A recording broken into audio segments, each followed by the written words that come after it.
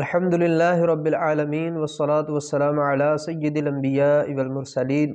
محترم سامعین و ناظرین، السلام علیکم ورحمۃ اللہ وبرکاتہ۔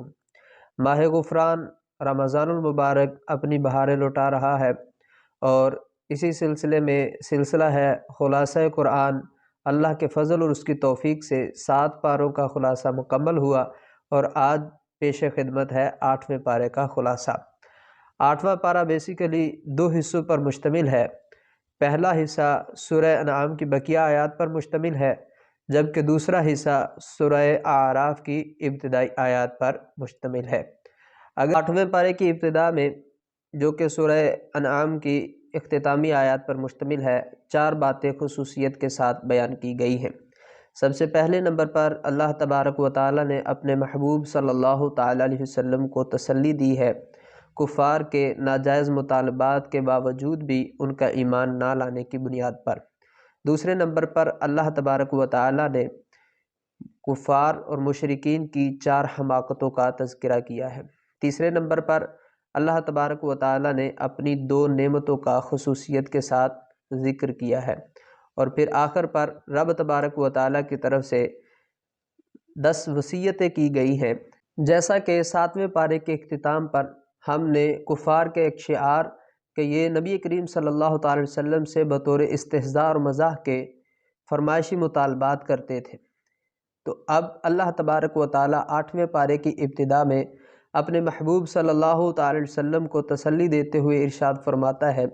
کہ اے محبوب، اگر ہم ان کے مطالبوں کے مطابق فرشتوں کو بھی ملکوتی شکل میں لا کر ان کے سامنے کھڑا کر دیں، یہ آپ کے بارے میں ان سے تصدیق کروائیں، یا ہم مردوں کو زندہ کر کے ان کے سامنے لے آئیں اور یہ آپ کی رسالت کی ان سے تصدیق کروائیں کہ جو پیغام آپ لے کر آئے ہیں وہ حق ہے یا نہیں، اس کے باوجود بھی یہ ایمان نہیں لائیں گے، بلکہ اس سے بھی بڑھ کر ان کے مطالبات سے ہٹ کر اگر ہم ہر خشک و تر شجر و حجر اور نباتات و حیوانات کو ان کے سامنے جمع کر دیں، یہ پھر بھی تصدیق نہیں کریں گے، نہ ایمان لائیں گے اور نہ ہی آپ کی پیروی کریں گے۔ لیکن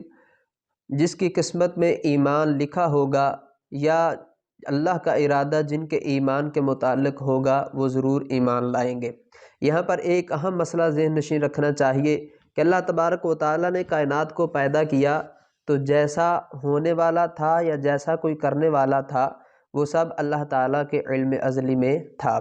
اب ایسا نہیں ہے کہ جیسا اللہ نے لکھ دیا ہمیں ویسا کرنا پڑتا ہے، بلکہ جیسا ہم کرنے والے تھے اللہ نے ویسا لکھ دیا۔ مثلا زید کے لیے برائی لکھی اس لیے کہ زید برائی کرنے والا تھا، اگر وہ بھلائی کرنے والا ہوتا تو اللہ اس کے لیے بھلائی لکھتا، تو اللہ کے علم یا اس کے لکھ دینے نے کسی کو مجبور نہیں کر دیا۔ یہ بات درست ہے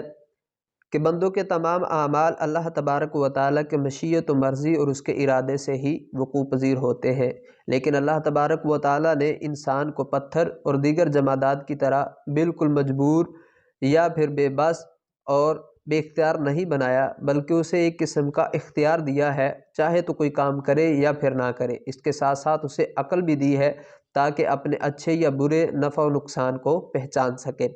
پھر انسان نفع و نقصان میں سے، نیکی یا بدی میں سے جس کو اختیار کرتا ہے، اللہ تعالیٰ اس کے مطابق اس انسان میں اس کی قوت پیدا فرما دیتا ہے، اور اسی اختیار پر اس کے ساتھ سزا اور جزا کا وہ مستحق قرار پاتا ہے۔ اگر انسان نیکی یا بدی، اچھائی یا برائی پر کوئی اختیار ہی نہ رکھتا تو پھر انبیاء کرام علیہم السلام کا ہدایت کے لیے مبعوث فرمانا، انسان کو احکام کا مکلف کرنا اور اس کے اعمال کے مطابق جزا و سزا کا اس کے ساتھ معاملہ کرنا، یہ سب فضول اور عبث قرار پاتا، حالانکہ اللہ تبارک و تعالیٰ کا کوئی کام عبث نہیں ہے۔ اللہ تبارک و تعالیٰ مشرکین عرب کی جہالتوں اور ان کے حماقتوں کا ذکر کرتے ہوئے فرماتا ہے کہ کفار عرب جو ہیں یہ اللہ کو بڑا معبود جبکہ اپنے بتوں کو چھوٹا معبود گردانتے تھے، اور ان کی مالی اور جسمانی پوجا کیا کرتے تھے۔ یہاں پر ان کی مالی پوجا کا ذکر ہے کہ یہ اپنے تمام اموال کھیتیوں، درختوں کے پھلوں اور اسی طرح دیگر مالوں کو 2 حصوں میں تقسیم کرتے، ایک حصہ اللہ کے لیے مقرر کر دیتے اور دوسرا اپنے بتوں کے لیے خاص کر دیتے۔ تو جو حصہ اللہ کے لیے خاص ہوتا اس میں سے مہمانوں اور مسکینوں پر خرچ کر دیتے، جبکہ اپنے بتوں کے لیے خاص حصے کو خاص طور پر بتوں اور ان کے خادموں کے لیے ہی خرچ کرتے، اور اگر اللہ کے لیے مقرر کردہ حصے میں سے کچھ حصہ بتوں کے حصے میں شامل ہو جاتا تو اسے چھوڑ دیتے، اور اگر بتوں کے لیے خاص کردہ حصے میں سے کچھ اللہ تبارک و تعالیٰ کے لیے مقرر کردہ حصے میں مل جاتا تو اسے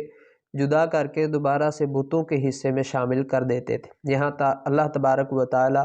ان کی اس جاہلانہ اور جہالت پر مبنی اس روش کا تذکرہ کرتے ہوئے انہیں متنبہ فرما رہا ہے اور اسے شرک سے باز آنے کا حکم دے رہا ہے۔